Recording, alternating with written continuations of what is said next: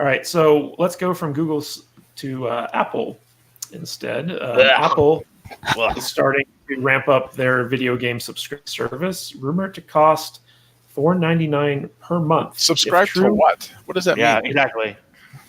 Well, let me Stick read. with editing. Stick with editing, Apple. All right, go ahead. Sorry.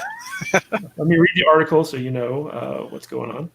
Apple Arcade, the company's video game subscription service for iPhone, iPad, iTouch, Apple TV, and Mac computers, will likely cost $4.99 per month when it rolls out this fall. That's according to 9 to 5 Mac's Guilherme Rambo, who came across the price in a promotional message buried in an App Store API.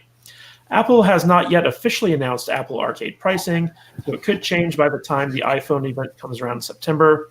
It could also theoretically be an introductory offer, but that's not a tactic that Apple has really used much before. Customers will get a 1-month free trial of the service, which will offer a catalog of over 100 games that can be played across Apple's various platforms and devices. Games can be stopped at one Apple gadget, like an iPhone, and picked up on another, like the Apple TV. Apple has said that Apple Arcade titles will be free of in-app purchases, and subscriptions won't contain ads and will support family sharing for up to 6 people. Apple is running an early access test of Apple Arcade with its own employees before the service makes its way to customers this fall. During the test period, employees pay just 49 cents per month and also get a 1-month trial. For context on what Apple charges for its other subscription services, Apple Music and Apple News Plus both cost $9.99 monthly. If the rumored $4.99 price holds, Apple Arcade would be cheaper than both of them. So, guys, Apple's really known for having its own ecosystem. So, like, if you're all in with Apple, like if you got your iPhone, chances are you've got your Mac, you've got your iPad, stuff like that.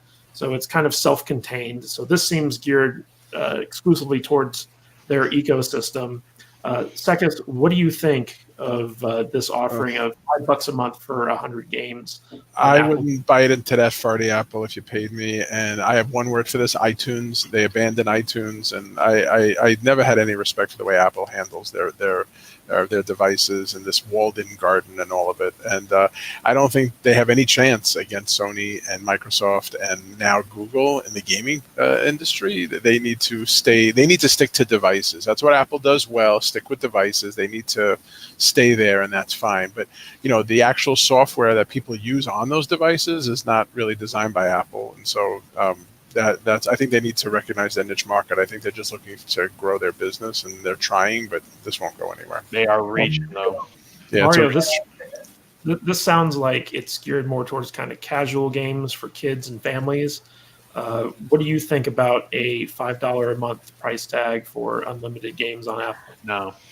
I mean, you have so much other gear centric stuff that I can just tell my Xbox on type of deal, and there's so much more family stuff you can play with that stuff. I mean, what are you gonna have? What are you gonna like? Okay, Apple TV. What are you gonna have? Of $420 Apple TV remotes? Let's be real. Apple products are not cheap. Every one of them, like, what are they like? How are they even gonna make that work? You're gonna have, oh, cool. So you can have a family night with 17 iPhones. It's just I don't like it. It's like stay in your lane. You do editing well. You're like you said, the ecosystem works. I personally having an Apple TV, and I love it for what it is. But that's what Apple does. They make devices that is a window to the internet to reach other company services, and that's fine if that's their business, and it has been fine. But they need to get out of the service industry because none of their services have ever spun off. I mean, iTunes they ended up abandoning. Was really the only service industry I could think of that Apple ever offered. The rest of it was the devices, the actual, the Macs, the actual iPads, the iPods. Those are devices. Fine, that's their niche market. They make all their money off of like the App Store and stuff like that, and but not the apps themselves, right? I mean, they get a piece, but they make the money off the devices. Right. 90% of Apple products are overpriced versions. If I remember correctly, you can get most of the specs of an Apple product for about, I think it's 65% of the price. Right. And all Apple is a very limited version of Linux with nice interface. It's FreeBSD under the hood, which is Yeah. a variant of Linux. That's all that it Yeah. is. And with a nice skin on the front. That's all Apple ever did. And fuck them. And Ubuntu or any of the what is it? Pop something? Yeah, I know the one you're talking about. Yeah. But also Mint and the rest of them, yeah. Yeah, they are almost exactly as user friendly on the front end, and they actually do Proton, which means you can do Steam games, you can do most of Windows games. This Apple service, it's for people who are locked into Apple's walled garden and don't want to pay for more games. That's about the only people I could see I would recommend that to. If you've spent $10,000 in the Apple Store and you are stuck on an iPhone because you've spent all this money for just Apple specific services. Otherwise, I would say get an Amazon Fire tablet and get the free play for kids games.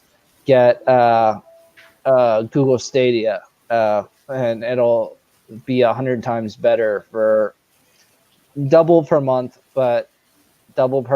and then $600 less for an entry fee. Mark my words, in 6 years, they'll eventually abandon this like they did iTunes. Well, I take it just from the chat here that none of us are Apple fans. I love their. I'll be honest. I have their phones. I like the I guess the synergy.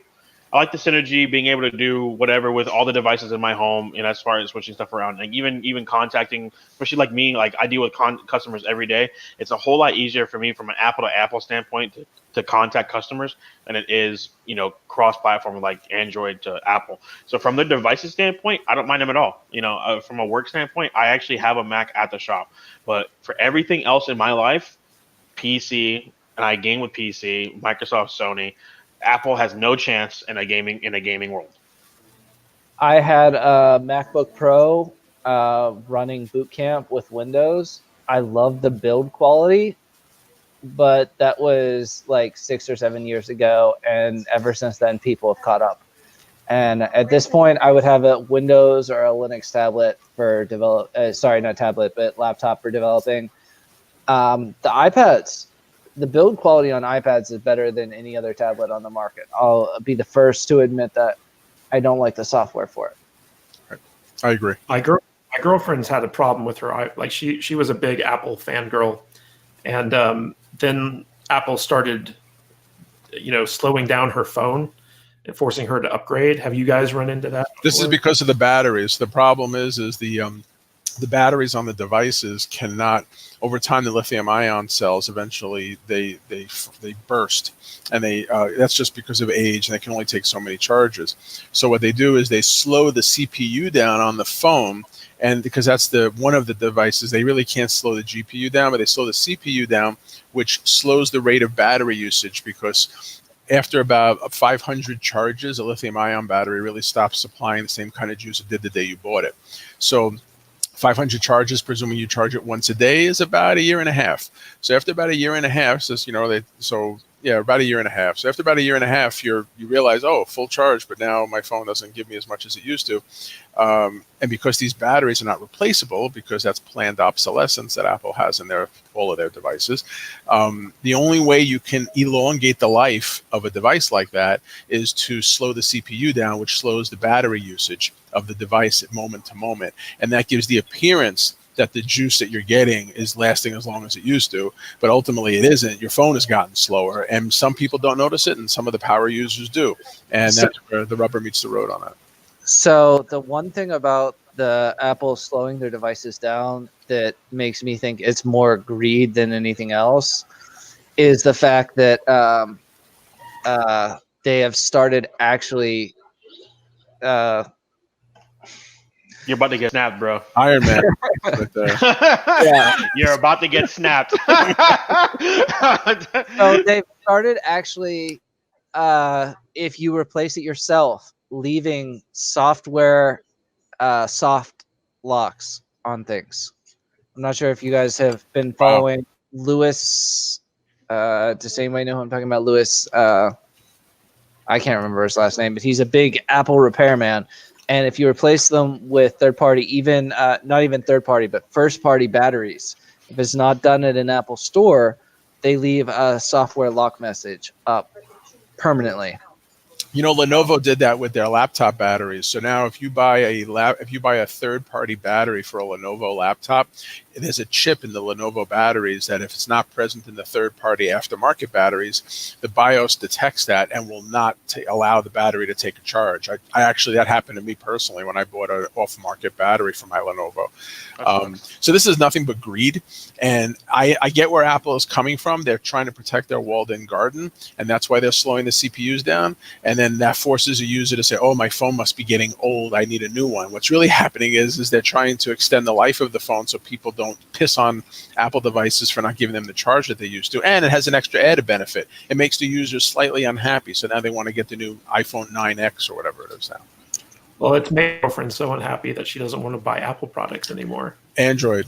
I would actually recommend the Motorola G7 because the G7 is a really nice mid-range phone that's very powerful for what it is. $250. Try to buy an iPhone for $250. It does everything that any Android phone can do, and for $250, you can replace it in 2 years if it stops giving you the battery you're used to, because, well, like everyone else now, the batteries are now built into the units.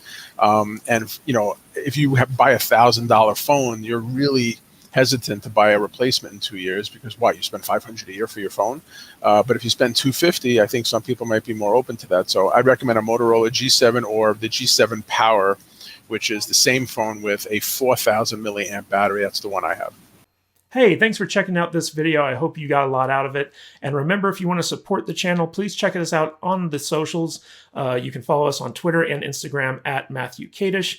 You can also find our discussion group over on Facebook at eggfbgroup.com. That's eggfbgroup.com. Takes you right to our Facebook discussion group. And if you'd like to help support the channel, check out my books over on Amazon.com. You can find them by going to kadishbooks.com. That's KADISH books.com. And as always, subscribe to the channel and hit that bell icon so you're notified every time we upload a new video for more movie, TV, and entertainment news and analysis. This is Matthew Kadish. I'll catch you guys later.